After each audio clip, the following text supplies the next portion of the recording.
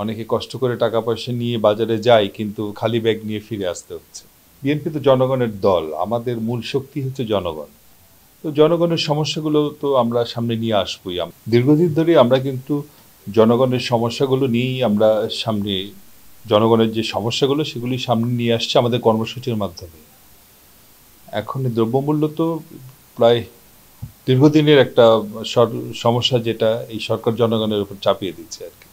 সরকারের নানা রকম অপকর্ম এবং নানা ব্যর্থতার কারণে বাজারে এখন মানুষ হাসতে হাসতে যায়, কাঁদতে কাঁদতে আসে, এরকম অবস্থা আর কি। অনেকে কষ্ট করে টাকা পয়সা নিয়ে বাজারে যায় কিন্তু খালি ব্যাগ নিয়ে ফিরে আসতে হচ্ছে। এরকম একটা সিচুয়েশনের মধ্যে সারা দেশের মানুষই আছে আর কি। তো সুতরাং বিএনপি তো জনগণের দল, আমাদের মূল শক্তি হচ্ছে জনগণ।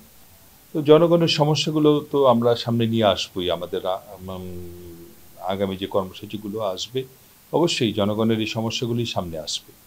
দেখেন, মানে স্বৈরাচারী সরকার পৃথিবীর যে যে দেশে আছে আর কি, অনেক সময় দেখা যায় যে তাড়াতাড়ি চলে যায়, বা অনেক সময় একটু সময় নেয়, অনেক সময় একটু ভোগায়। আমাদের যেমন ভোগাচ্ছে আর কি, এই স্বৈরাচার আমাদের ভোগাচ্ছে আর কি। তো আমরা তো চেষ্টা চালিয়েই যাচ্ছি। আমরা বিগত নির্বাচনে জনগণ যে আমাদের সাথে আছে তা আবার প্রমাণিত হয়েছে।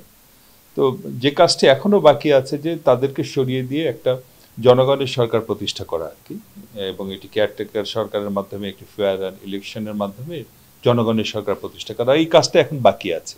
স্বাস্থ্য এবং স্বাদের মধ্যে চমৎকার একটা ব্যালেন্স করে পীর প্রিমিয়াম আয়োডাইজড লবণ।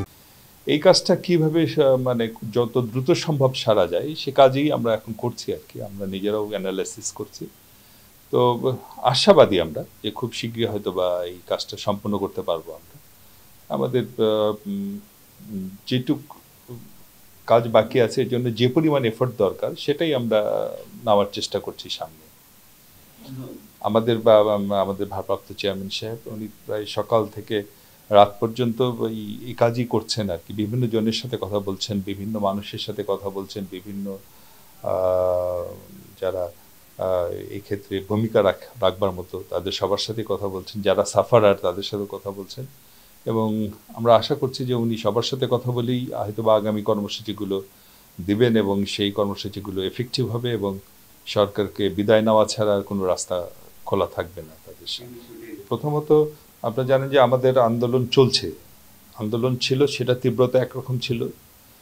কিছুদিন আগেও যখন অনেক সংগঠনের হয়তোবা মেয়াদ উত্তীর্ণ হয়ে গেছে, কিন্তু আন্দোলনের তীব্রতার কারণে হয়তোবা তখন সিদ্ধান্তগুলো নেওয়া সম্ভব হয়নি।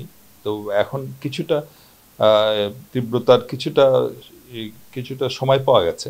এই সময়ের মধ্যে আবার ওই সিদ্ধান্তগুলো দিয়ে আবার আমরা বড় আন্দোলনের দিকে যাব আর কি। তো এইটা ধারাবাহিক প্রক্রিয়া। একটা সংগঠনের মেয়াদ যে শেষ হলে আবার নতুন কমিটি হবে, এটাই তো স্বাভাবিক। তো বললাম না যে যেহেতু আমরা একটা আন্দোলনের মধ্যে আছি, অনেক সময় এই সিচুয়েশনের কারণে অনেক সিদ্ধান্ত দেওয়া যায় না। পরে সিচুয়েশন পেলে, অনুকূল পরিবেশ পেলে আবার সিদ্ধান্তগুলো দেওয়া হয়। সেরকমই একটা সিচুয়েশন এখন যাচ্ছে, যে সিচুয়েশনে যে কমিটিগুলো এতদিন মেয়াদ উত্তীর্ণ হয়ে গেছে সেগুলো দেওয়া প্রয়োজন, সেই জন্যই দেওয়া হচ্ছে, এগুলো ভিন্ন কিছু না।